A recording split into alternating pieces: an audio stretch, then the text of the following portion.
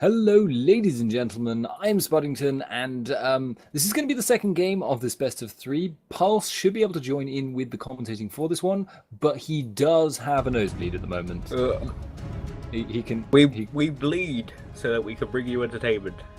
There you go. So that not ideal, but at least for the duration of Champion Select, I should be just doing this solo once again because hopefully his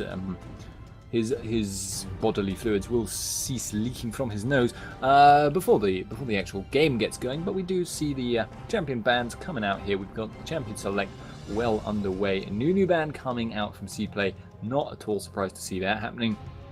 Draven ban getting done as well. Malphite. Well, a little bit surprised to see that Malphite ban coming out there, but he is a very, very strong champion against certain compositions. And we also have the Jace, Renekton, Thresh. Does seem like they want to keep Renekton out of this game. TCM, that is. JWoww maybe has some problems playing against him. I don't know exactly what the rationale is. I do believe they banned him last game as well, though, so they do not want to deal with that at all. Jace is just a very, very strong overall ban. I mean, he is a very strong mid laner, very strong top laner, and just is a very, very strong champion. Will probably be nerfed at some point. But you never do know. This is League of Legends we are talking about, and we are also in the time of Nunu. So Nunu is very, very, very strong as well. Not surprised to see him banned out. In fact, I'm a little bit surprised that he managed to slip through that last game. He's pretty much the #1 pick ban, I think, at the moment in that kind of challenger tier of gameplay, because he is just an incredibly strong buff controller and jungler in general. Just keeps control of everything, and it's so scary to have to deal with as an enemy jungler because you just get destroyed. Still, it should be all right for him. He's going to be banned out, so this time we are seeing Heimer being hovered over. That's probably a placeholder pick if they go for it. But, yeah, never do know. I mean, it could happen. No, it is going to be the Janna lock-in. So, looking like a fairly kind of kiting, disengaging composition they're running for at the moment with that Orianna, with that Janna. Kind of almost contradictory champions, though. The Janna, if you pick Janna, though, that is like a sign that you're going to run some kind of AD carry that really needs a lot of peeling, so a no escape carry usually, and that usually means a carry that is very, very strong either in the early game or in the late game, one or t'other. And I do believe Pulse's nose may have stopped bleeding, so are you there? Yes, I've stopped bleeding from my facial areas and I should be okay. I'll be slightly nasally, but good enough to cast. I am glad that that is the case. You are good enough to cast. You know, I might not be good enough to talk to normal people, but I mean, yeah. But we do have the Lux lock-in coming in along with the Sona. So the lineup from TCM thus far: Zac, Varus, Lux, and Sona. Yeah, so I definitely agree with you being kind of a contradictory composition. It's like they engage hard, they have the Jarvan straight into the Orianna ultimate, boom, Monsoon, and I guess we'll just start again. So Yi potentially being hovered over, but I kind of doubt they'll go for Yi until the rework happens and everyone decides that he's good or bad, or see how it works out. But Zac and the rest of the lineup makes a lot of sense. Stronger in the laning phase, looks as well for that wave clear. Looks to be a kind of just solid composition overall. We'll wait until what we see from the top lane, because that will decide the rest of the composition, if they have any synergy or if they just decide to go with just general strong champions. Because that bot lane is just a generalist strong bot lane. They have poke, they have engage, they have everything. So we'll see what comes out from the final lineup of TCM. I've got to say though, again, Cplay have picked that Janna pick is somewhat mystifying me. I don't know why they've gone for that Janna pick if they're then also going to run Ezreal, because Ezreal is that AD carry that's very independent. What he does is essentially keep himself safe. He doesn't need a really defensive support to work with him on that, and she is just... He does give them that potential to just save someone who gets caught out by a light binding and prevent that bursting pain train from last game. but it does mean that her ultimate is going to be, in many cases, not very useful to their team, and that's a huge part of her power and her kit. But we do have that potential for her early game to give that Ezreal that extra damage on his Q, and that means that if he gets into a full-on engagement with Varus, at least a short engagement before the shield breaks, he is going to come out way ahead in a trade. But in turn, against that bursty kind of AD carry in Varus and against that bursty kind of support in Sona, that could make it very difficult for that shield to actually stay up for the duration of his trade. Yeah, so it looks like we have Kennen being picked up into that Irelia lane, and they had to, if they had their heart set on Irelia, that's when they had to pick it in the last pick. That, however, did mean the top lane was opened for TCM to pick up following that, and instead have indeed picked up the Kennen. Kennen will have a very strong laning phase, definitely will out damage and out trade Irelia in the early game until she starts getting levels into her hitting style. Kennen, what he does have is amazing trading power, especially in 1v1 scenarios as soon as he gets his ultimate. Also in terms of harass, he'll have a lot of damage. Very likely he'll go for the double Doran's Blade or even a single Doran's Blade just to start off the game as well, making it very difficult for Irelia to cope. Might be the case that they decide to go for a lane swap up, but, well, we'll have to see what they choose to do. But Irelia versus Kennen going to be quite difficult without that jungler guy. Anyway, guys, we will be going to a quick commercial break, and when we get back, we will be in the second game of TCM versus Cplay. Don't go anywhere.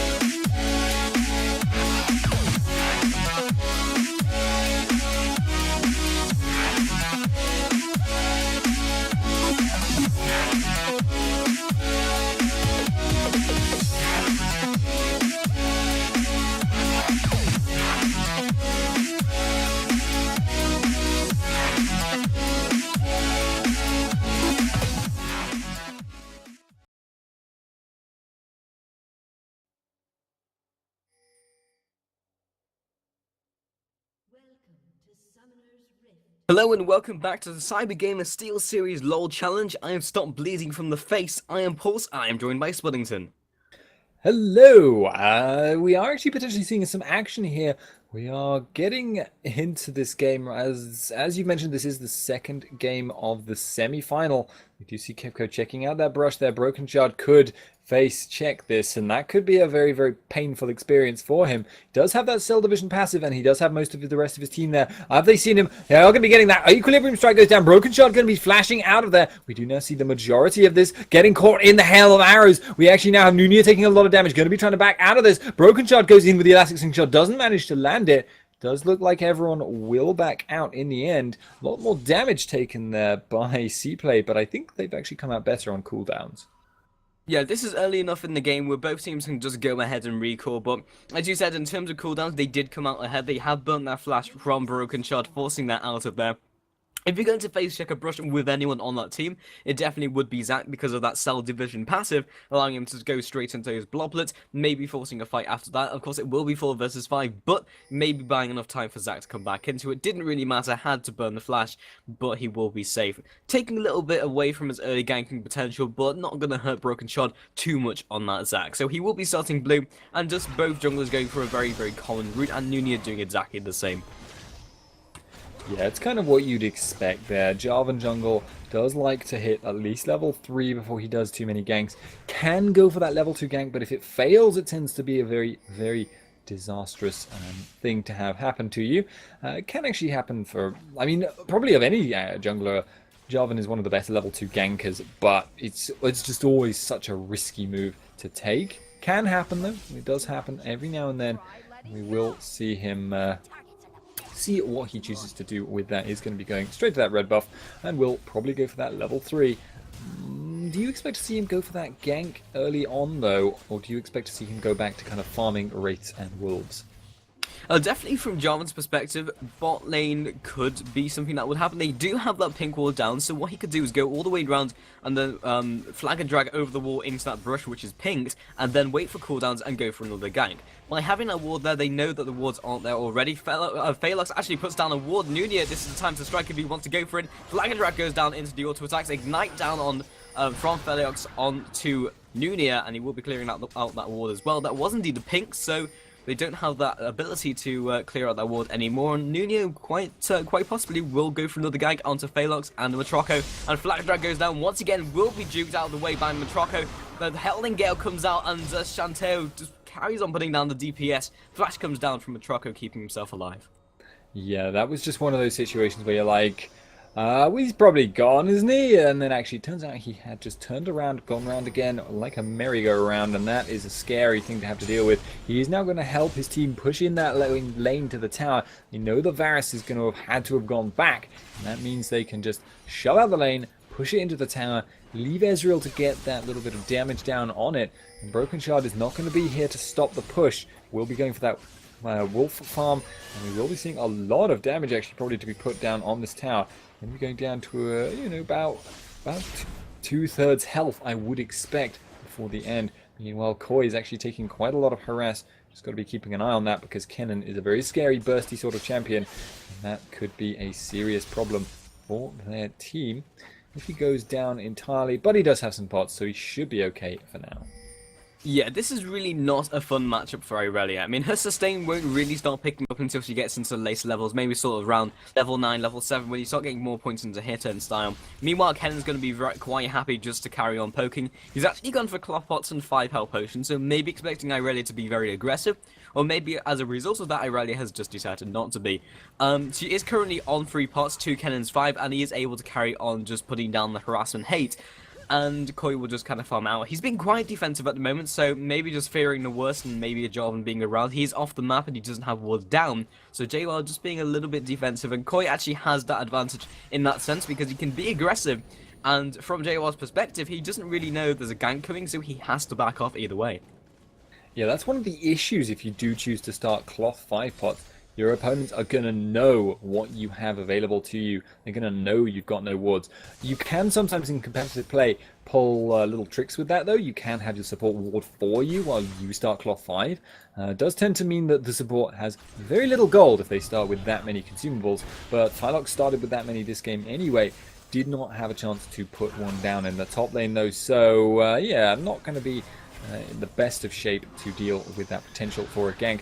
And Aurelia will eventually hit a point where she's just going to be a very scary thing if JWoww puts a foot wrong. Because there's always that potential as, you know, JWoww's general style of play is going to be, if Aurelia tries to get aggressive on me, if she uses Blade Surge, I'm going to Electrical Surge away. I'm going to run out. And actually Broken Shard now in the mid lane. He's going to be getting onto Kevko. Kevko has used that shield, will get out. So Kennen will just try to run away. But if he stands next to a minion, that will give Aurelia the opportunity to just jump to the minion, save the cooldown, and then get aggressive. Yeah, in fact, like she's doing now, but because she wasn't able to completely all-in JWoww just returned with some of the harassment as she ran away. Does, however, have the ignite, so does Kennen. Kennen, in fact, has the ultimate, and near this turret, Koi doesn't really want to go for it. Away from the turret, however, might be able to pop down the equilibrium strike, putting a foot wrong. Flash comes out into the Lightning Maelstrom. First Blood comes down. Fantastic ignite tick will just finish that one off.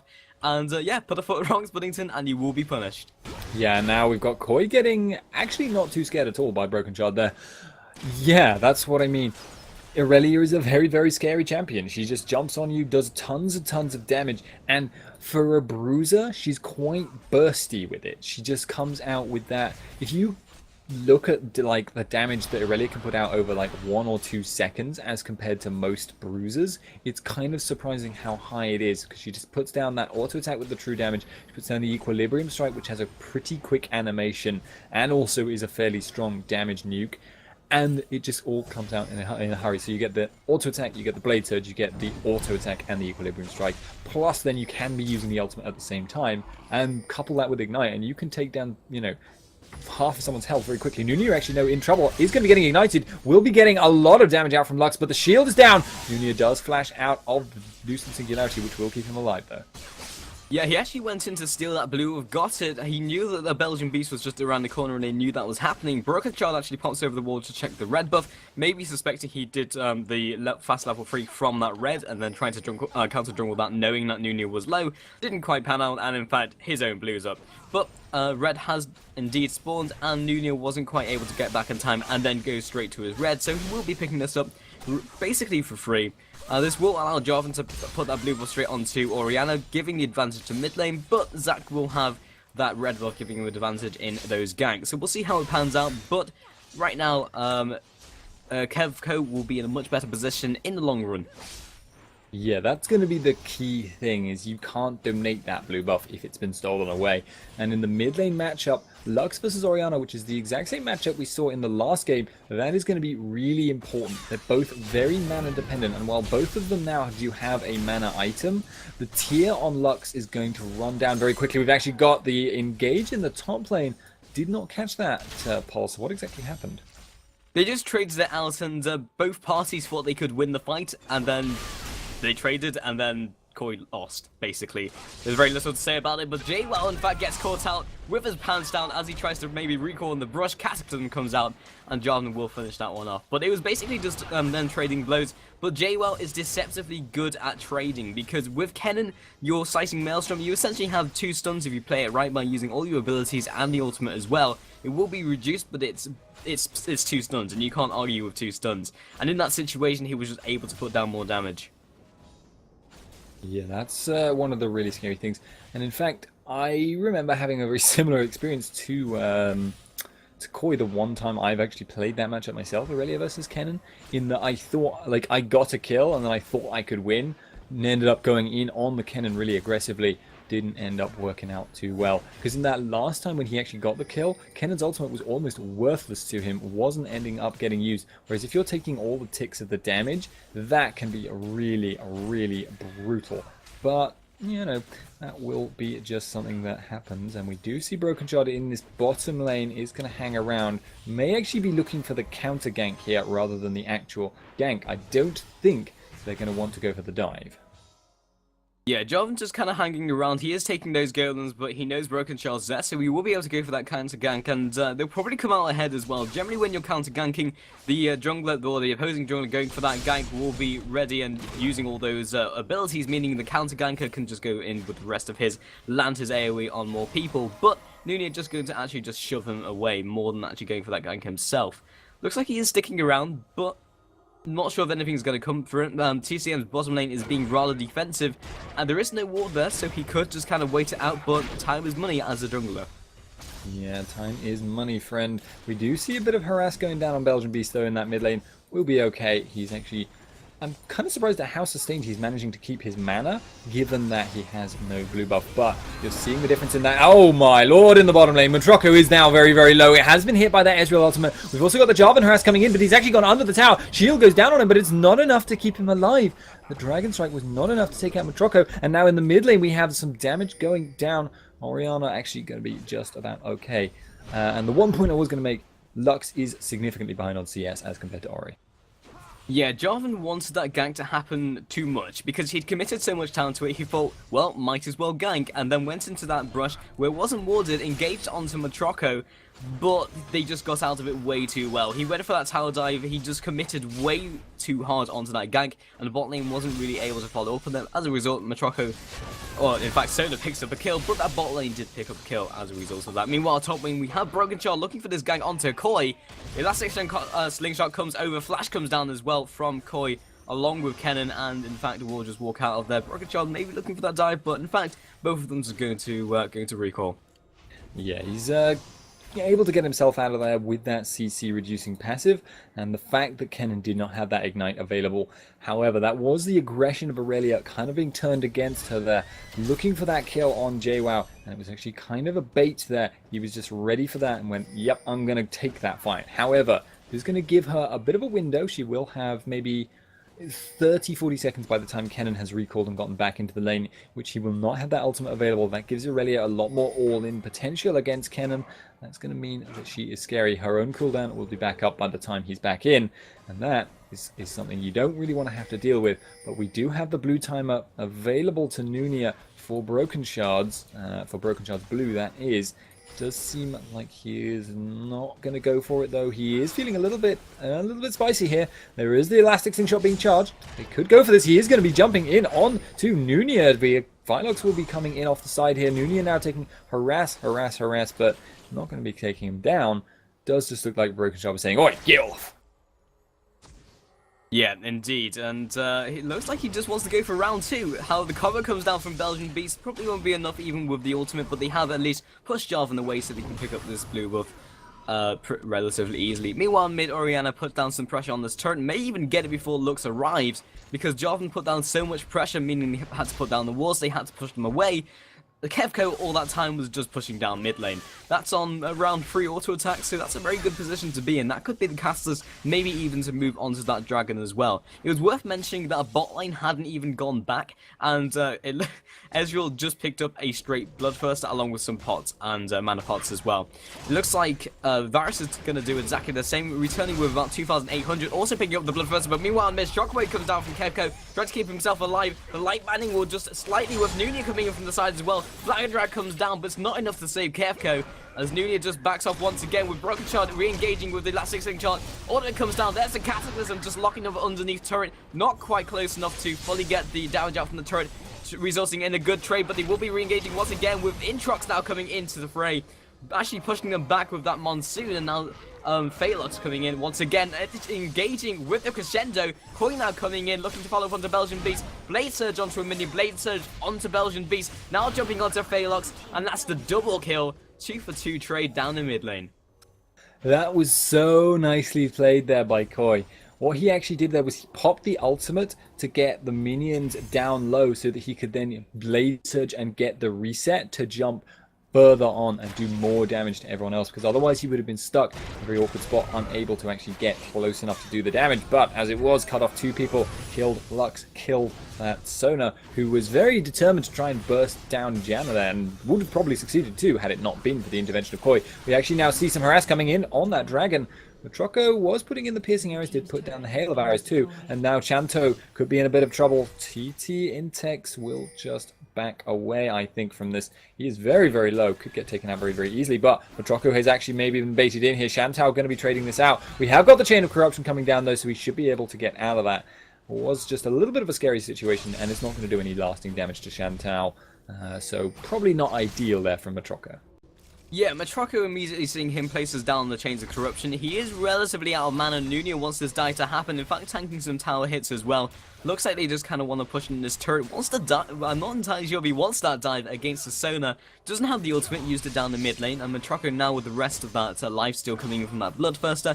Bloodthirster versus Bloodthirster. In fact, Matroco is currently behind in that CS. And we have Jarvan getting more aggressive. They want this turret to go down. Wood goes over the wall as well. Broken Shard may be sniffing around to see if he can get something done, but the Flank Drag comes out, Matroco popping down the barrier as well, Cataclysm comes out, Broken Shard looking to come in from the side, that has been watered, now realizing the mistake, Let's Bounce comes down, locking up Intox as well, Chantal just tried to get out, a Stretching Strike comes out, Phalux now chasing after Matroco quite a ways behind, but Broken Shard locking him up with the slows and the constant slow coming in from that red buff as well, and massive damage from his own, picks up that kill relatively easily, and forcing Intox back to that turret. This could be another turret in trade here, Spuddington. Yeah, Irelia is pushing in this top, and Orianna is pushing in that mid. And Orianna will take out that wave very, very quickly, but Lux Laser comes down, which will force her away for now. She probably could just tank it with the shield, though. She just took in, one or two shots from that tower with the shield, but she doesn't want to risk getting locked down under that tower with Lux's damage there as well. And Irelia is also unable to make this happen, so it is probably just going to be a bottom tower take. We do see Koi now, though, rotating towards the mid lane is going to be not able to get there immediately, and Lux is not going to be able to get that laser up in time to clear this next wave, so I suspect that tower will go down. Jarvan is in the bot lane, though. He's going to be getting aggressive on Broken Shard. Broken Shard taking a lot of damage from the tower. Cell Division has been popped. That tower is on 14 health, but Nunia will pick up the kill on Broken Shard, surely. Actually, no, TT Intex takes it, and we have Nunia now getting aggressive. Phylox will be in a bit of an awkward spot here. He's going to be using that crescendo to try and get some distance, but Flag and Drag comes up in 1 second. That will be coming up onto that angry Phylox. Phylox will, though, be in a lot of trouble. Red buff is ticking from Janna, and that will surely be the kill here. They're trying to give it to Ezreal. There we go. They do, in fact, do so. Sona just had no way out of that. But that is pretty much a disaster, actually, there from TCM. They were not expecting that to happen. Yeah, gotta place some blame on Zac there, because he wanted to pick up the turret, and then it was shielded by Janna, just making sure nothing really happens here. Flag and Drag comes down, and it was on literally one hit. I think it was on less than 20 HP. And he went for the auto attack, he actually backed off to let the minions do it, and then they reassigned their targeting to some minions. So Broken Shard comes in once again, shield comes back up from Intox, and then the gank comes in from Nunia, who'd already respawned from base. So then he was locked up underneath turret, with the tower still being on 20 HP, with that shield on it. So, yeah, it didn't work out well. All he had to do was hit it one more time. So fun fact though, Janna's attack damage buff actually does apply to the towers. So I'm kind of the only thing that I am slightly curious about. This fight could be kicking off though. Nunia is now invading on this blue buff. There is 2 pink wards in that brush. Broken Shard gets knocked up mid-jump there, so he's not going to be able to get that engage to happen. But Kevco could be in a very awkward spot here. JWoww is there. There is going to be the Losen Singularity. He is going to get taken out, and that is going to be the signal for the abandoned ship call from Cplay. They will go for that steal with the oh wow, the Ezreal ult, which got it. And that is going to be Irelia going for that top tower as well. So they've actually probably come out much better there. They got the blue buff, and that is going to mean that Koi may not actually be able to take out the tower entirely. Shantou now in trouble though. Broken Shard is on him, has got the Let's Bounce. He's going to be putting down the Ignite from Firelock. That's going to be a lot of damage. Barrier popped, shield from Janna, and the ultimate comes in. Will be keeping him alive for now though, but Broken Shard is continuing this aggression. He may not be able to get it. Golems have been aggroed and may put down the damage necessary, but does seem like that jump is not going to happen. Broken Shard there, I think, cancelled his own Elastic Slingshot, which is not ideal, but that is going to be that, and I do believe... Oh, actually, Aurelia did not get that top tower. Yeah, I believe he actually got knocked up in that engagement as soon as he started his Elastic Slingshot, which I think is what happened. But even so, very unfortunate circumstances, and Shantou basically full health again. The power of the Bloodthirster. And he will, in fact, be going for that blue build Ezreal. If you can swing a Bloodthirster, you might as well get it over the Spirit of the Elder Lizard and then go with the rest of the build. But that's definitely what he's aiming for. Once again, just not panning out for that jungler on TCM, and it is currently 7-7, only 1k advantage to ESC, and that is basically the result of that dragon. So, everything to play for, and very little difference in terms of team fights as well. Oh, but the bottom lane is actually Matroco completely whiffing his Chain of Corruption. They were both waiting in that brush in a very kind of, we're going to get you, we're going to get you, we're going to get you, and then you just kind of way off target. Even if he'd been AFK, he would have missed. But that just happens sometimes.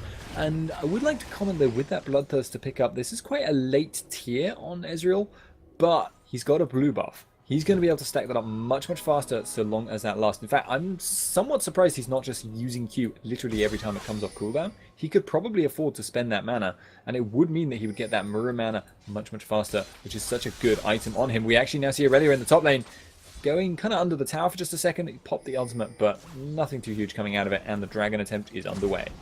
Yeah, now Cplay looking for this Drake pick. It is Cplay. Yep, it's Cplay. Cplay's picking up this Drake, and there's very little Zac can do about it. He's actually popping the Elastic Slingshot. Nice Howling Gale mid-jump will be disrupting that one. They didn't actually have Vision out of the bus, and Intox actually getting bursted down by Belgian Beast. Cataclysm comes out, Flash comes out from Matroco, forcing him back. Crescendo comes out, but no combo from Belgian Beast to follow that one up. Koi now coming in from the top lane, picks up the kill into Phalux. Flash comes down, and Blades of the Rune King for the slow as well. Coming with the Shock Blast. JWell now popping down the ultimate. Matroco still around the back, popping down the piercing arrow just to pick up the kill onto that Irelia. Kevco now trading off with JWell. Complete out of mana is the auto-attack trade. Broken Shard now coming in from the back. Nunia now coming in on about 20% HP. The Zodias comes out from JWell, and the Hail of Arrows picks that one up. Another kill comes in from Shantou. JWell comes in once again. Double kill. Both of them fall, and that's a 4-for-4 trade. That is some seriously clutch playing there.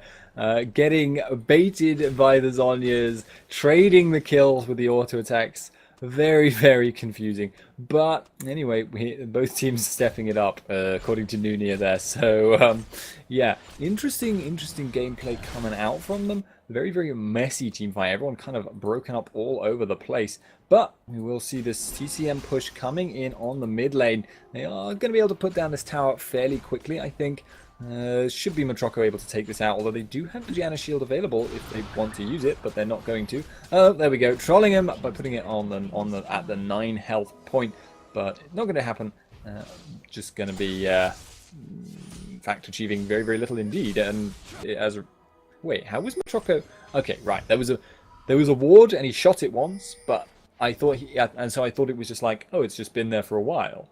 No, sorry, it's only just been put down, so he's just seen it and it's made itself invisible. But actually it was the oracles that was there for like 2 seconds flat, and the laser comes in across that blue buff but doesn't pick it up. So generally this is just a very messy game, and Broken Shard is actually going in on this mid lane, has been hit with the tornado. Nothing is going to happen though.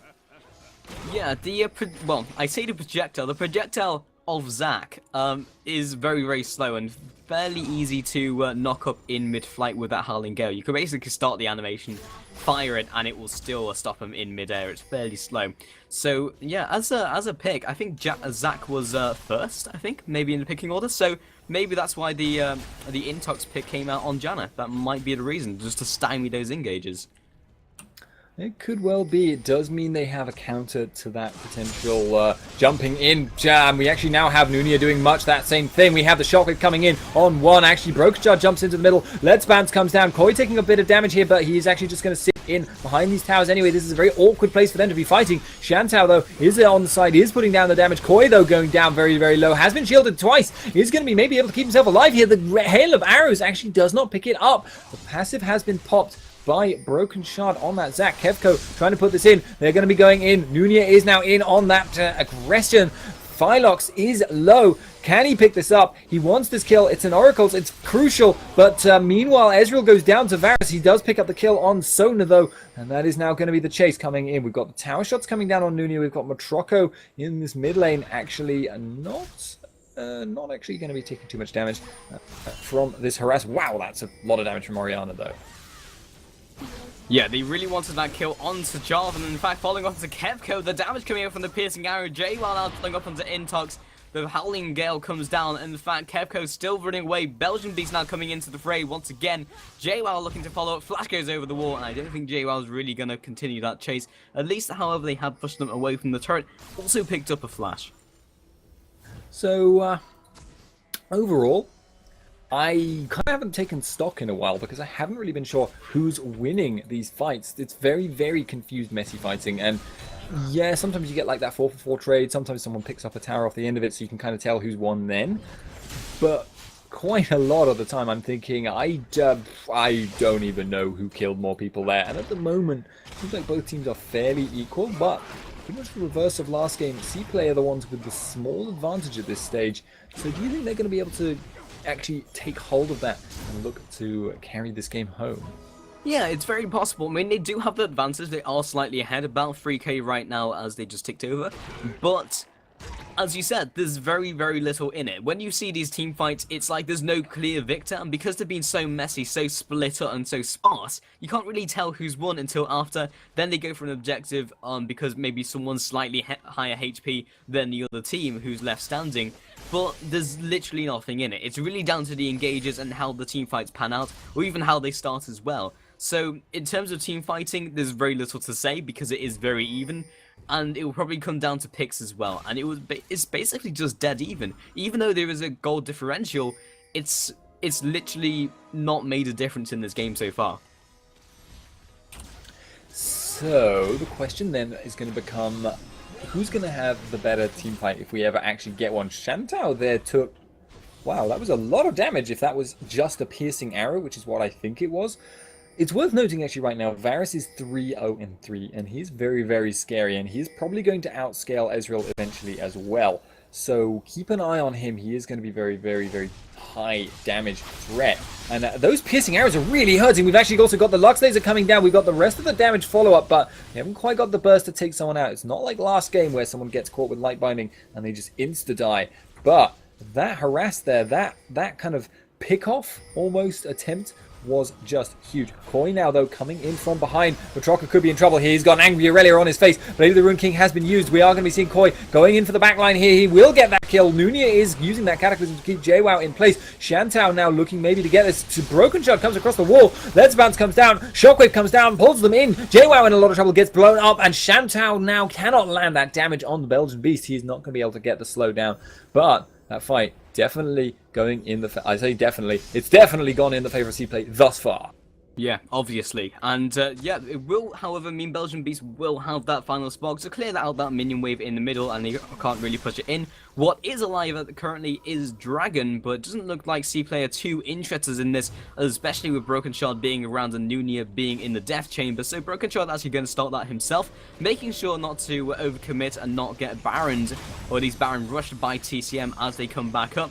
But definitely caught with their pants down there, Splittington. I mean, at the start of that fight, Matroko had that Irelia on his facial area, and also with Phylox also being caught out to the side by that bot lane, they were just completely caught in two situations. Broken Shard was away. There was very little they could recover, or very little they could do to recover from that situation.